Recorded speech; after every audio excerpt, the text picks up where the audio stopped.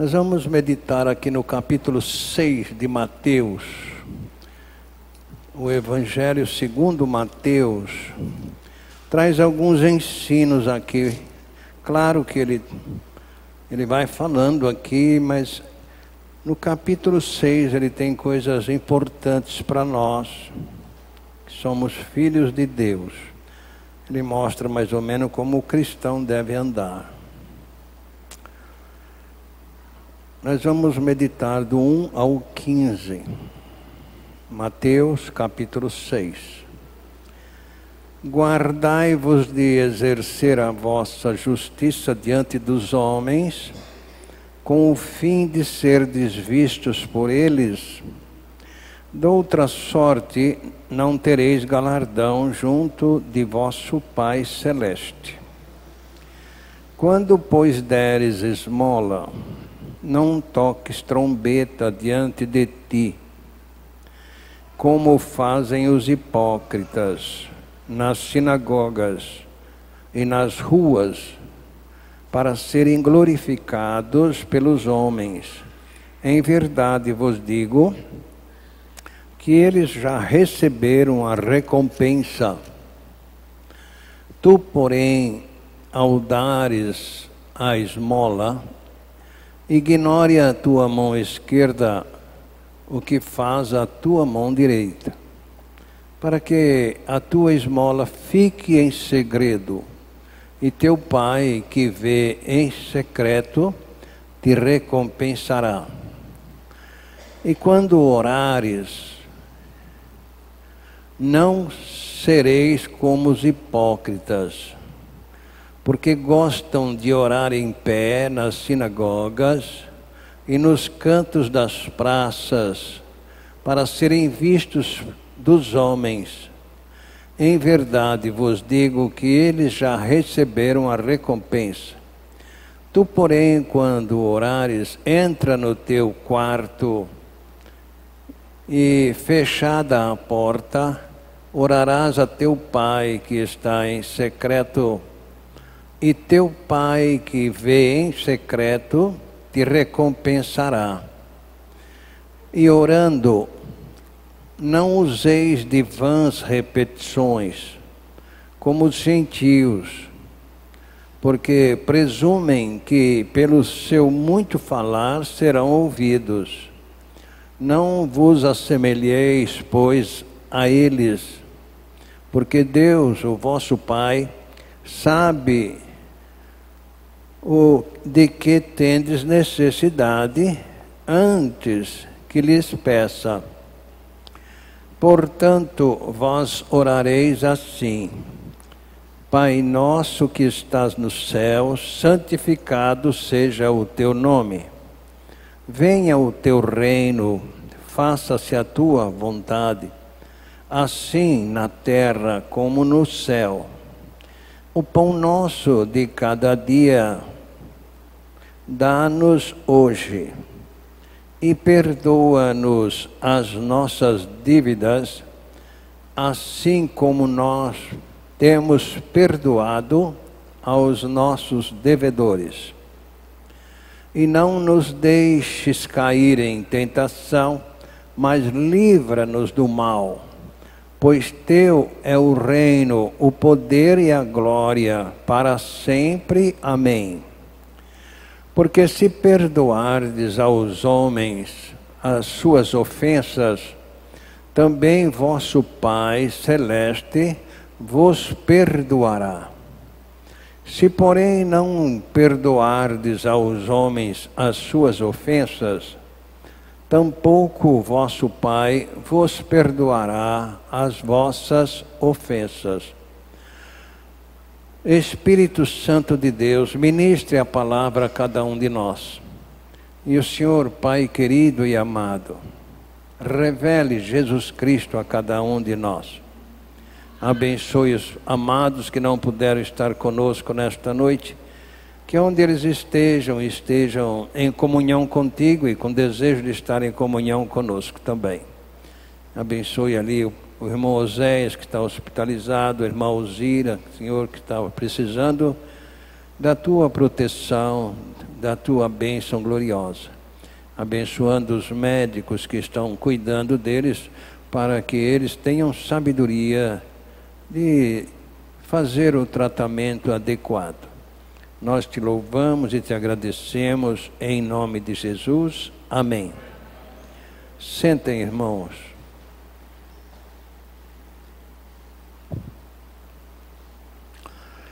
Claro que Jesus aqui estava ensinando os discípulos, mas também a nós, sobre como orar.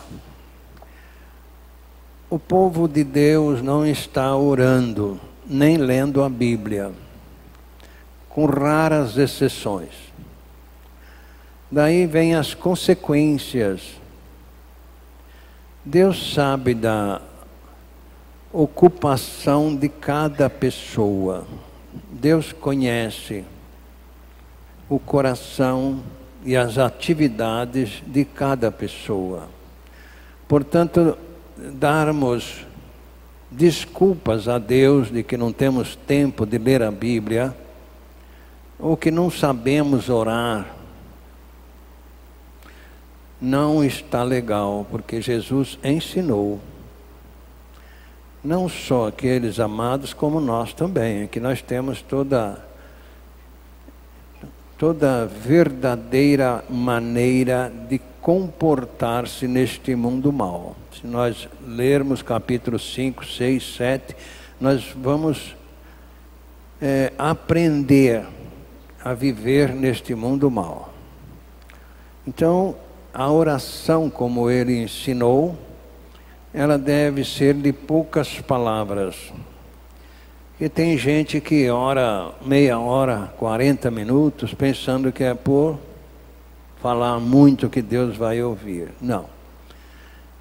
Os amados do passado faziam orações curtas e eram atendidos. Porque Deus conhece o coração de cada um. Então, quando ele mostra aqui a maneira adequada, que ele começou no versículo 9, dizendo: portanto vós orareis assim: Pai nosso que está no céu, santificado seja o teu nome, venha o teu reino, faça-se a tua vontade, assim na terra como no céu. Aqui nós vemos que ele está tratando com pessoas nascidas de novo. Para Deus reinar, é preciso que a pessoa seja filha dele. E às vezes a gente acaba errando. Nós pedimos para ser reinados por Deus, e algumas falhas que nós recebemos para o nosso bem, nós já reclamamos. Então Jesus está mostrando como é que a gente deve fazer. Venha o teu reino. Sabe o que é venha o teu reino? Eu quero ser reinado por ti.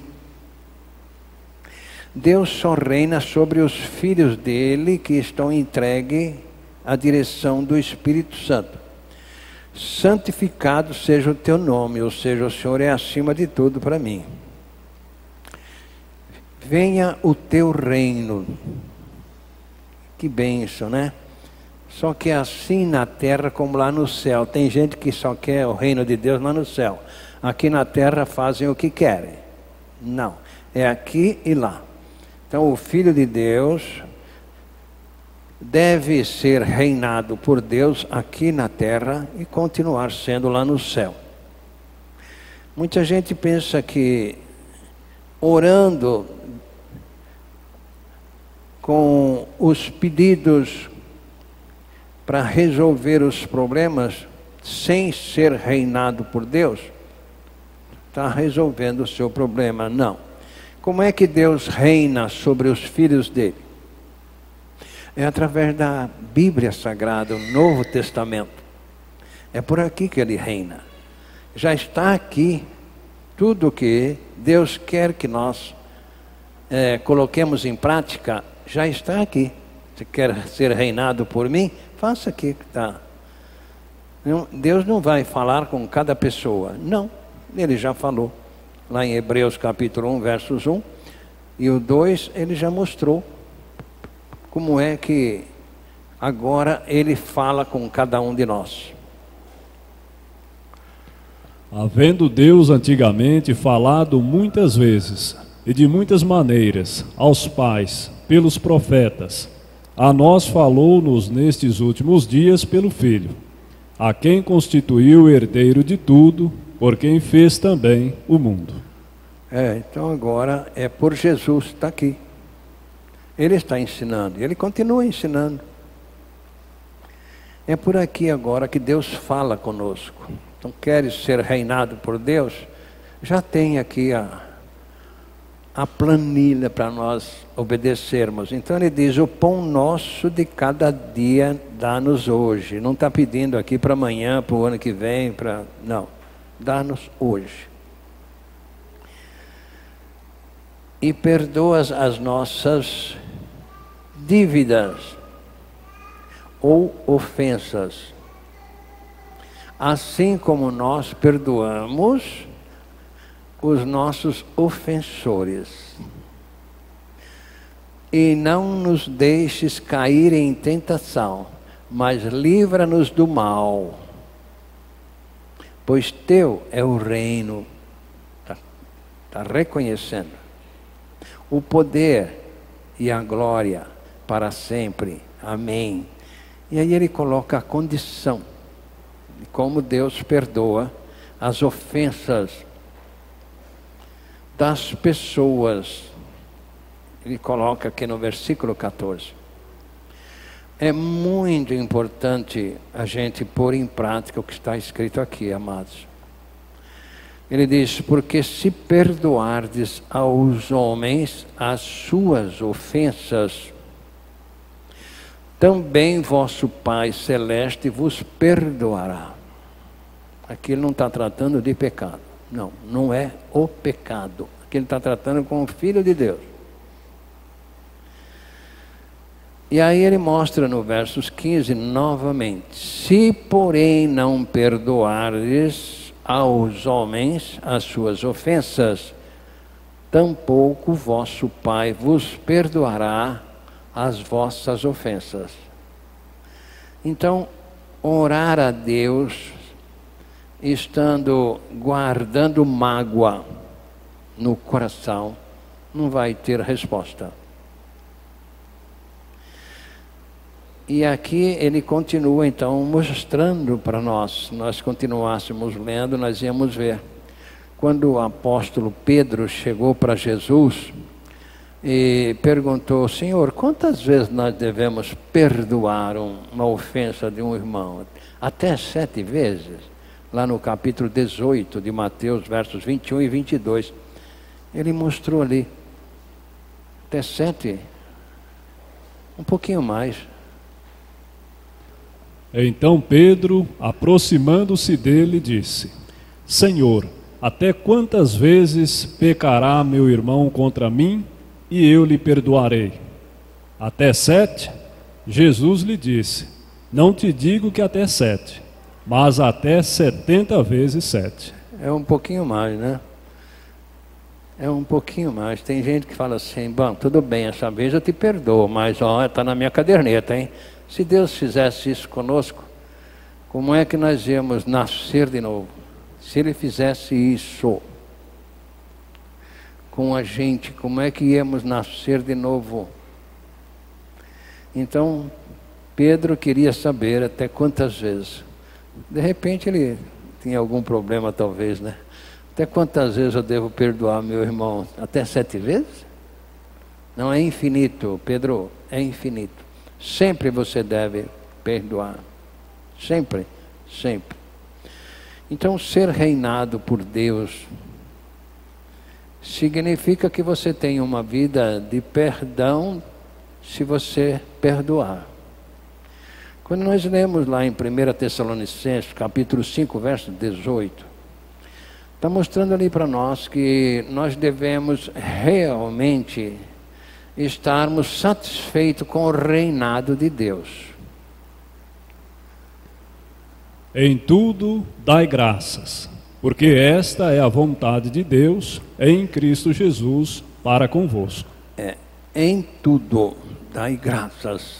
Às vezes nós achamos que é complicado para nós, porque nós não olhamos para trás para vermos a situação dos outros.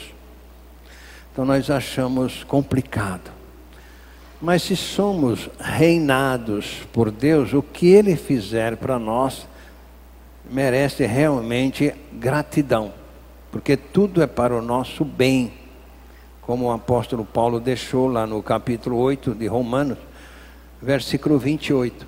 Tudo é para o nosso benefício, para o nosso bem. Correção também faz parte. E sabemos que todas as coisas contribuem juntamente para o bem daqueles que amam a Deus, daqueles que são chamados por seu decreto. Todas as coisas, não é só uma nem duas, não.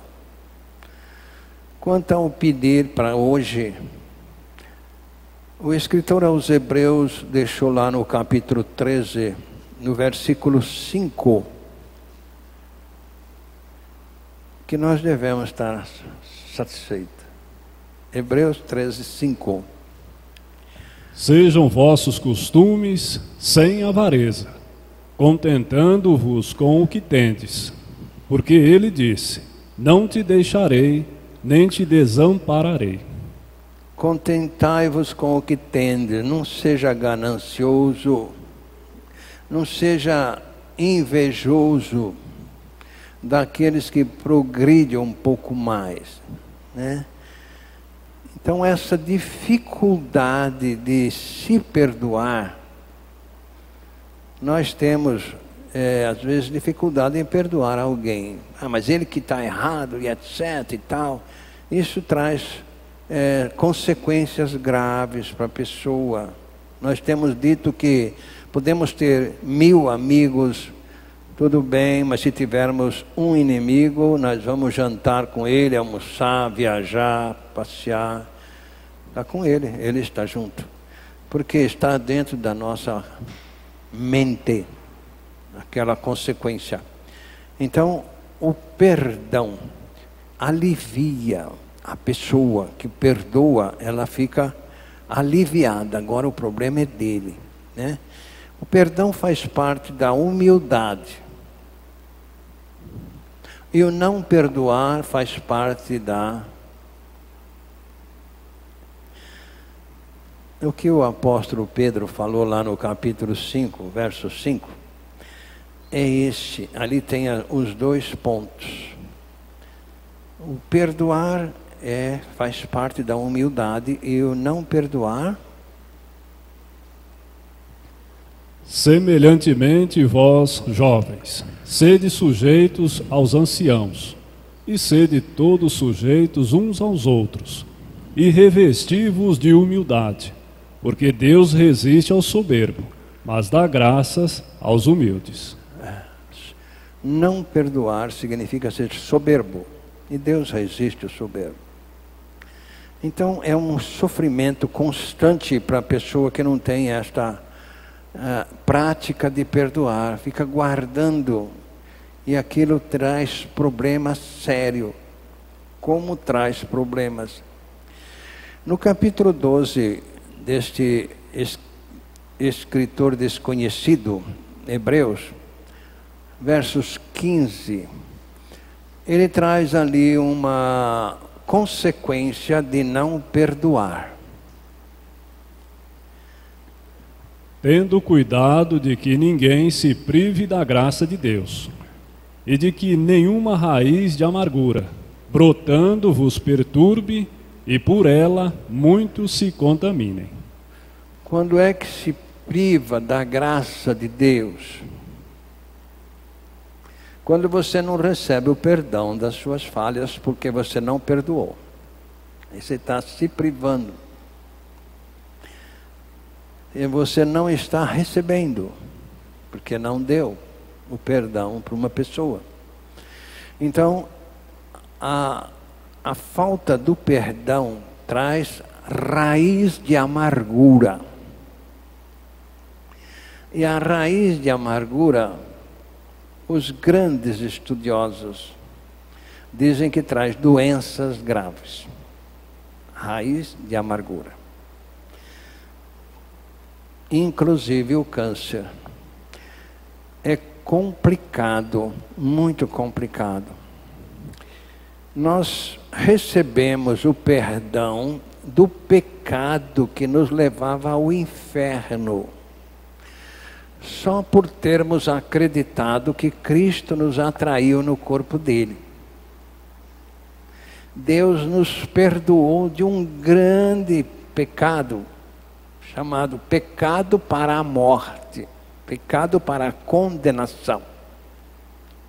Porque nós cremos que Cristo nos atraiu no corpo dele, que fomos crucificados com ele, que morremos com ele. Nessa morte, Deus nos perdoa. Todo aquele que ainda não teve o novo nascimento, e perdoou aqueles que já teve.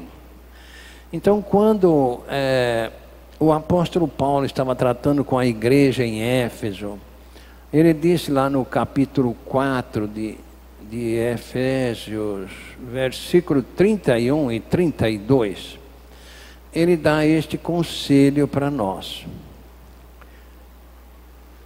Toda amargura, ira, cólera e gritaria, blasfêmias e toda malícia seja tirada de entre vós. Antes, sede uns para com os outros benignos, misericordiosos, perdoando-vos uns aos outros, como também Deus vos perdoou em Cristo. Então aqui Paulo estava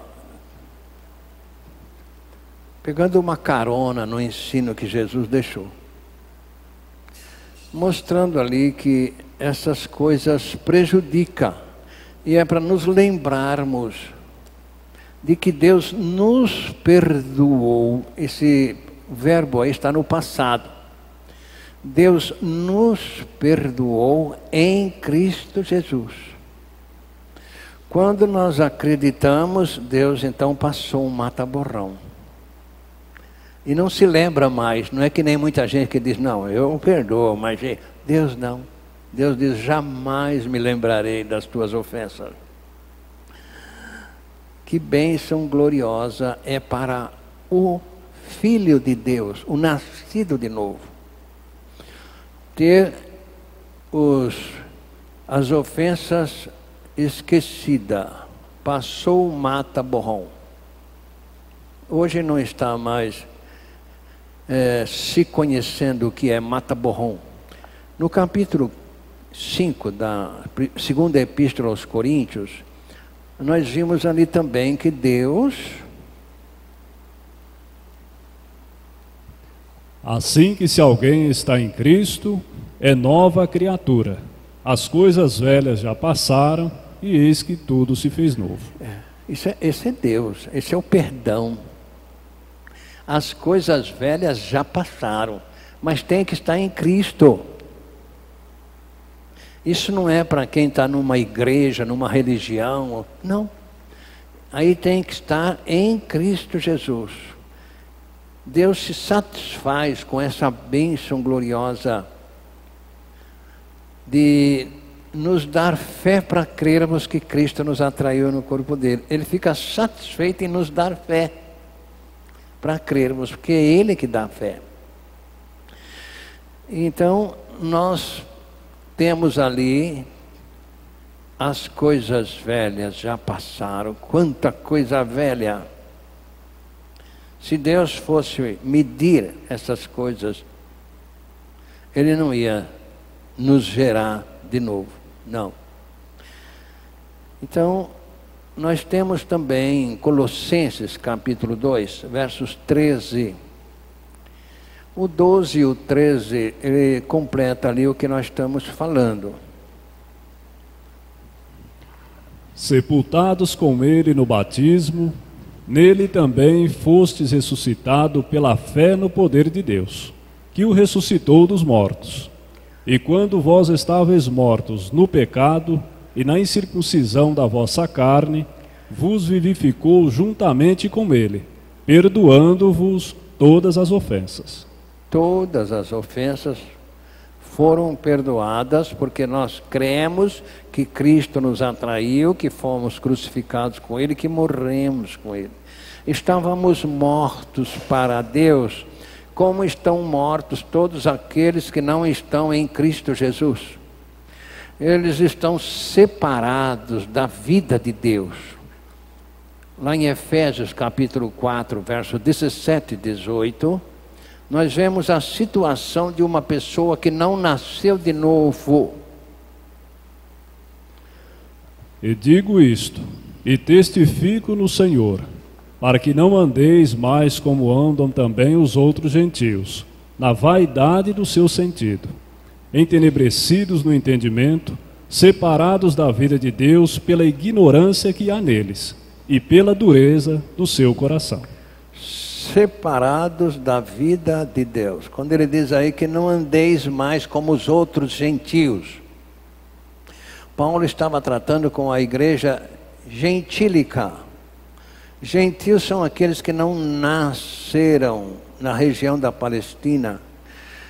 Então nós somos gentios, e é para nós não andarmos como os outros gentios que andam por aí, na vaidade do entendimento, ou seja, não analisa as consequências que virão. Estão separados da vida de Deus, indo para o inferno, para o fogo eterno. Simplesmente porque ignoram como nascer de novo, ou são duros de coração. Quem são esses duros de coração? São aqueles que sabem, mas acham que não é para eles. Isso aqui não é para eles. Eu sou mais bonito do que todo esse pessoal. Isso aqui não é para mim, eu não vou perdoar não. Esses são os duros de coração. Tem aqueles que não conhecem, mas eles não estão livres não. Tem gente que não quer ler a Bíblia para não ver as consequências que a Bíblia mostra para aqueles que estão fora de Cristo. Não. Hoje não tem mais. Deus não... Por quê? Porque a Bíblia Sagrada é o livro mais lido no mundo. Então não tem mais. Só que tem muita gente que lê a Bíblia para discutir com os outros, para se defender de alguns problemas, sabe? Mas Jesus Cristo não deixou desculpa para estas pessoas. No capítulo 22 de Mateus, verso 29, Jesus não deixou desculpa para esse tipo de pensamento. Jesus, porém, respondendo, disse-lhes: errais, não conhecendo as Escrituras, nem o poder de Deus. Você não perdoa porque você não crê. De repente você conhece, mas não crê nas Escrituras. De repente você crê, mas acha que você é melhor que os outros. Então Jesus já deixou claro aí. Sabe por que vocês erram? Não conhecem as Escrituras, nem o poder de Deus. Por quê? O que é o poder de Deus? Romanos capítulo 1, versículo 16 e o 17. Isso é o poder de Deus, está aí. Ele age através do Evangelho de Cristo. Não age através de leituras bíblicas, nem de oração prolongadas, pensando que Deus vai resolver o problema deles por orarem ou por ler a Bíblia. Não, é preciso saber onde é que está o poder de Deus. Porque não me envergonho do Evangelho de Cristo, pois é o poder de Deus para a salvação de todo aquele que crê, primeiro do judeu e também do grego, porque nele se descobre a justiça de Deus de fé em fé, como está escrito, mas o justo viverá da fé. Nele em quem? No Evangelho de Cristo se descobre a justiça de Deus. Deus só justifica o pecador quando ele crê que morreu no corpo de Cristo. E isso é através do Evangelho de Cristo que o pecador descobre. Então não é por ler a Bíblia? Não. Não é por orar, fazer oração longas? Não. mas é acreditar no Evangelho de Cristo. Mas, no final de contas, o que é o Evangelho de Cristo? O Evangelho de Cristo é acreditarmos na promessa que Cristo fez, de que quando Ele fosse levantado na cruz, Ele nos atrairia no corpo dEle. Aqueles que acreditam foram crucificados com Cristo. Foram. Mas eu não estava lá, mas é uma lei. A lei está em vigor. Tá? A porta de entrada é a promessa que Cristo fez. A porta da saída foi a promessa que o diabo fez. Mas a porta de entrada é a promessa que Cristo fez. Então, quando a pessoa acredita que Cristo atraiu ela no corpo dele, esta pessoa é aceita por Deus. Por quê? Porque se ela creu que Cristo a atraiu no corpo dele, ela já foi crucificada. Não é que vai ser. Romanos capítulo 6, verso 6, o tempo do verbo aí está no passado. Não é no presente nem no futuro. Sabendo isto, o nosso homem velho foi com ele crucificado, para que o corpo do pecado seja destruído, para que não sirvamos mais ao pecado como escravos. Aí está o tempo do verbo no passado. Foi. Tome conhecimento. Foi. Quando que foi? Quando você creu que Cristo te atraiu, já estava realizado este programa, esta lei está em vigor. Só que aí entra um raciocínio. Mas e peraí, o que eu tenho com isso? Segundo aos Coríntios 5,14. Raciocínio. Quando Cristo te atraiu no corpo dele, onde é que ele estava? Estava na cruz. Estava vivo ou estava morto? Estava vivo. E você?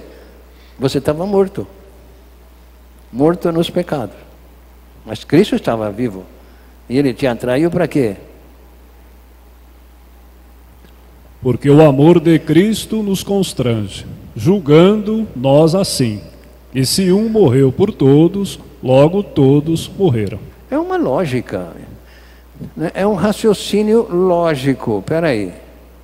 Cristo estava na cruz? É. Para que ele me atraiu no corpo dele? João capítulo 12, versos 32 e 33. Para que Cristo me atraiu no corpo dele? Todos foram atraídos? Todos. E eu, quando for levantado da terra, todos atrairei a mim mesmo. E dizia isto significando de que morte havia de morrer. Aí já fica a seu critério.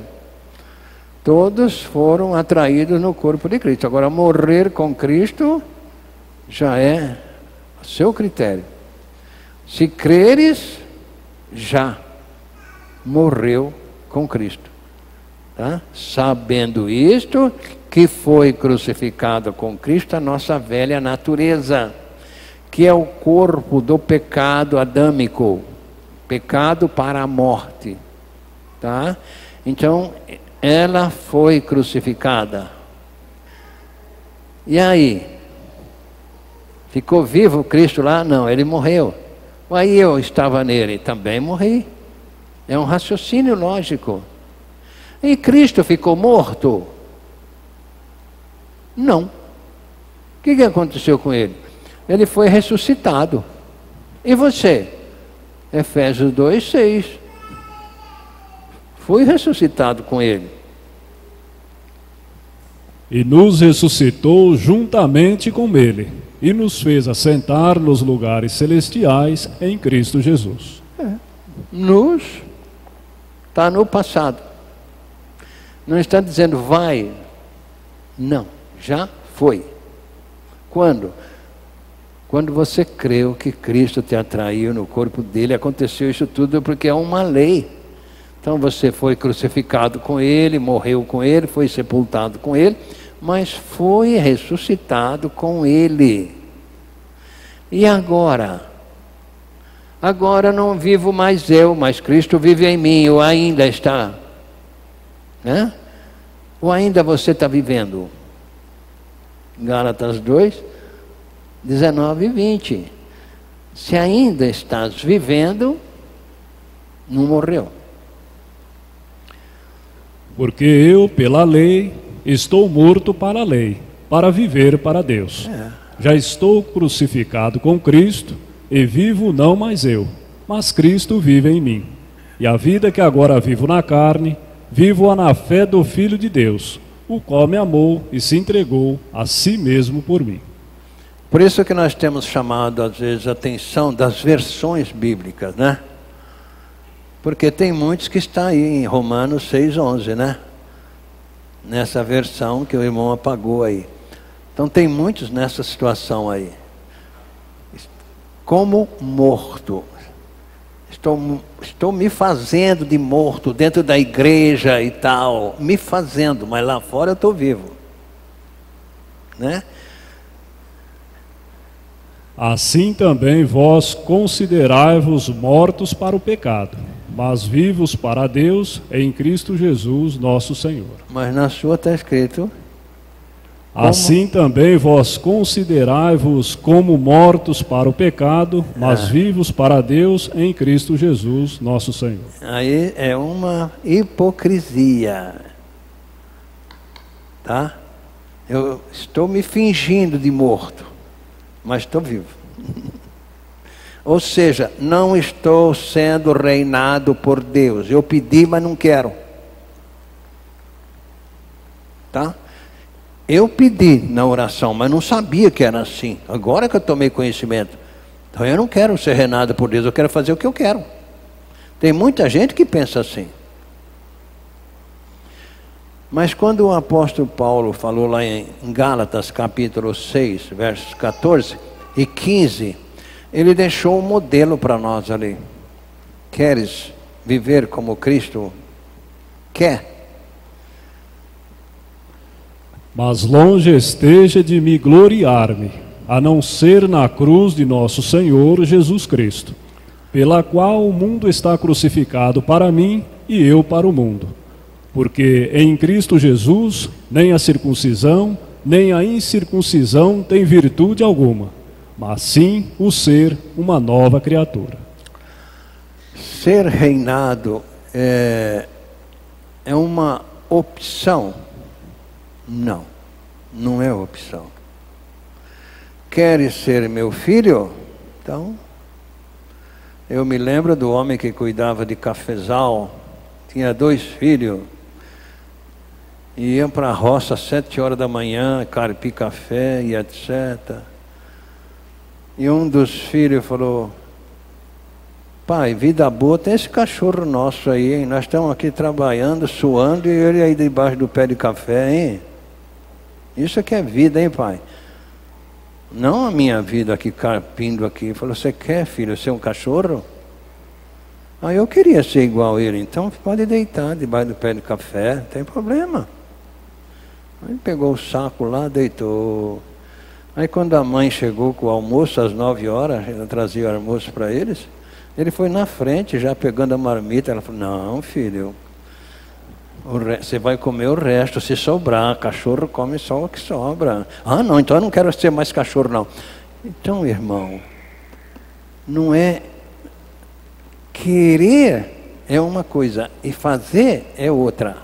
Eu quero fazer, mas não consigo. Feliz aqueles que pensam assim e assim agem. Então eu entrego para o Senhor. Eu não sei perdoar, me ensina. Mas eu estou te ensinando aqui. Se você não perdoar, você não é perdoado. Você quer que eu faça mais o quê? Então é uma questão de obediência. Mas como as coisas é tão difícil obedecer. Né? Domingo tivemos a nossa assembleia administrativa para a eleição da diretoria dos grupos. E nós colocamos no quadro que não era um convite, que era uma convocação. Para se saber o que é uma convocação, quando a gente não pode vir, tem que avisar, ou telefonar, ou mandar um bilhete. Olha, não posso estar presente por isso ou por mais daquilo. Do contrário, é pouco caso. Você está fazendo pouco caso De mim ou do Senhor? Convocação significa isso. Está convocado? Estou. Se o fórum te mandar uma convocação para você, você não for, sabe o que vai acontecer? A polícia vai te buscar. Aqui não, mas é falta de respeito. E nós não respeitando aqui é outra coisa. Comigo tudo bem, mas com Deus não.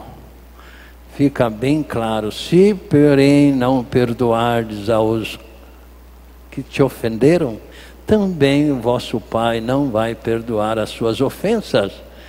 E não perdoando, vem reio em cima. Não pensa que fica de graça, não. Fica de graça com a gente. Mas com Deus, não.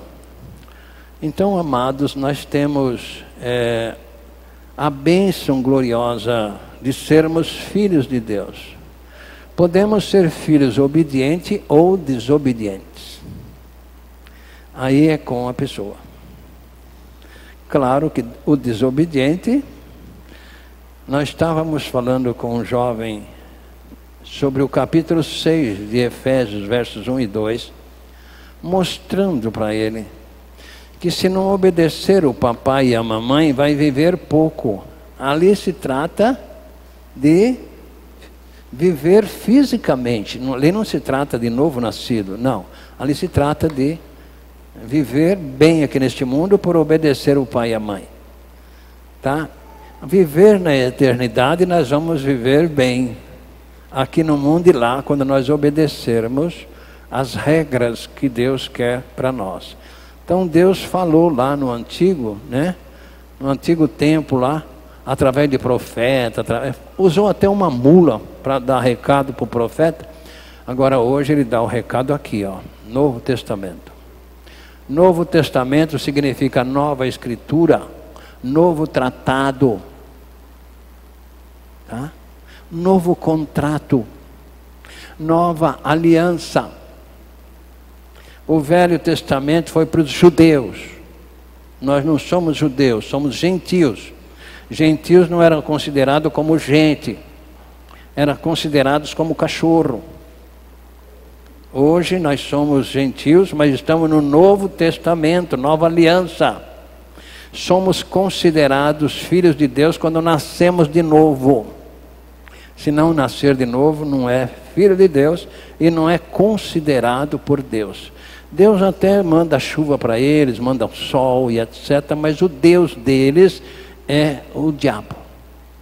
Por isso nós estávamos falando com uma pessoa, né, sobre esse capítulo 6 de Gálatas, de Efésios, né? 1 e 2. E ele então nos respondeu assim: mas lá no Velho Testamento está escrito: prepara-te para encontrares com o teu Deus. Eu falei: veja lá como é que é. Qual que é o teu Deus? Se você não nasceu de novo, o teu Deus é o diabo. Você vai se prepara para encontrar com ele, que o rei vai comer bonito lá. Certo? Então ali não está escrito: prepara-te para encontrar com teu pai. Não. Prepara-te para encontrares com teu Deus. Só que não está com letra maiúscula. Então o menino ficou assustado, porque ele não obedece o pai e a mãe. Então o que está escrito aí? Vós, filhos, sede obedientes a vossos pais no Senhor, porque isto é justo. Honra teu pai e a tua mãe, que é o primeiro mandamento com promessa. E o 3 agora? Para que te vá bem e vivas muito tempo sobre a terra. Agora, se ler ao contrário, você vê as consequências que estão acontecendo aí, né? É cadeia, é cemitério, porque não obedece o pai e a mãe. Então vamos obedecer o nosso papai lá do céu, para a gente ir bem. Vamos aprender a perdoar para sermos perdoados e ficar em paz. Ou vamos ter raiz de amargura para ficar sofrendo aqui, trazendo problema para nós, né?